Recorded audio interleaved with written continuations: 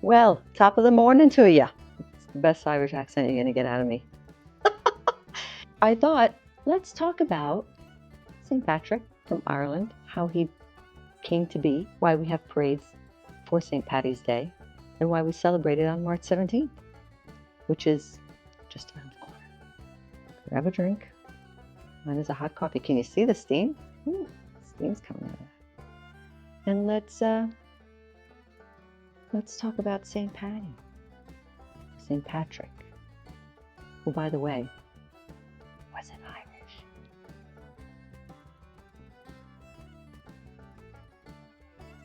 You're back.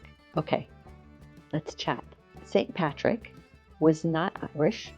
He was born in Britain. And when he was, I think, 16, the Irish raiders kidnapped him. And they kept him in captivity for 10 years, maybe less, can't remember. He returned to Ireland. I can't remember if he converted to Christianity before, like while he was still in captivity, or when he came back. But then he decided to do missionary work in Ireland. That's how he wound up being, I guess, Irish, even though he really wasn't. He stayed in Ireland until he died. And he died on, you guessed it, March 17th. He was not really recognized for anything at that point until, I guess, mythology came into play years and years later, and then he became the patron saint of Ireland.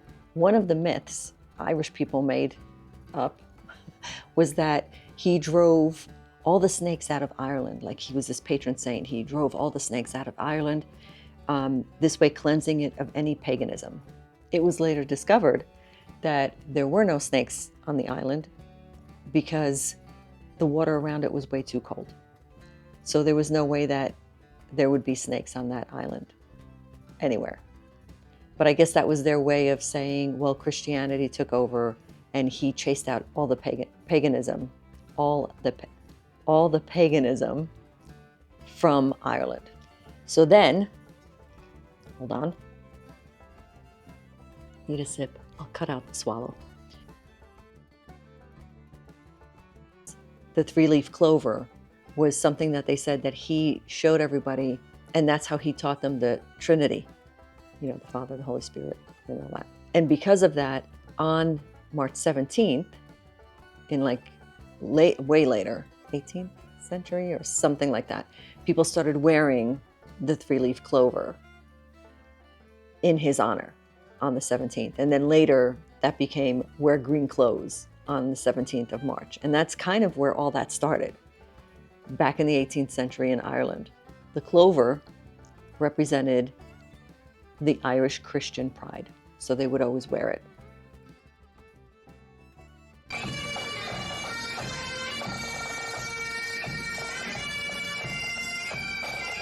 And then we want to know where the parade tradition started, right? Well, guess where? In the great USA. So a lot of them immigrated to Boston and New York.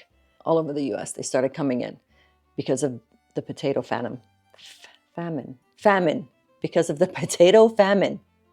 Wow, that word is not that hard. I don't know why I can't say it. That's where the parade started. 18th century, first parade. Since the first parade, which was very small and minimal, and I believe it started in New York, it has grown to be like one of the biggest parades in New York, with like hundreds of thousands of participants and millions of spectators. I actually was on a dance team in high school and performed and marched in the St. Paddy's Day parade in Manhattan. Yeah, we sure did. It was awesome. Quick story about being raised in New Jersey. We had in my town, a population largely Italian, Irish, and Polish. It was a very big population of each of those. And it was funny because I remember my Italian friends refusing to wear green on St. Paddy's Day.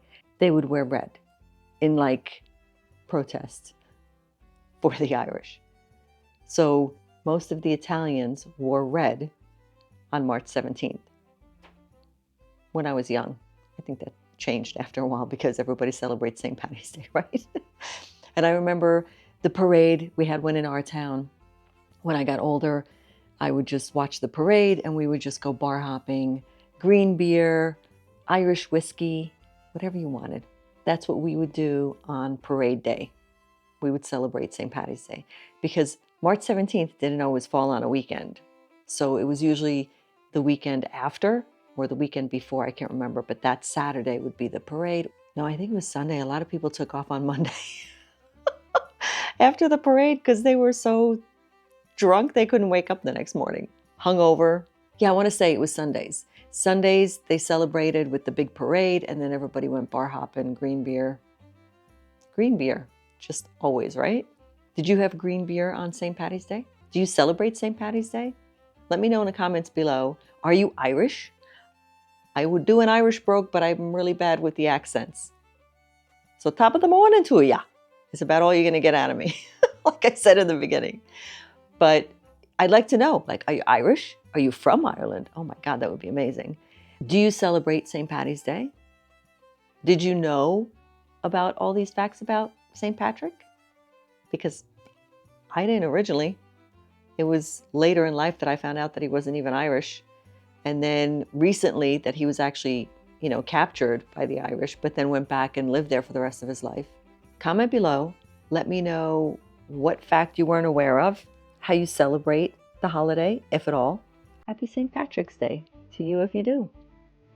I'll see you next week.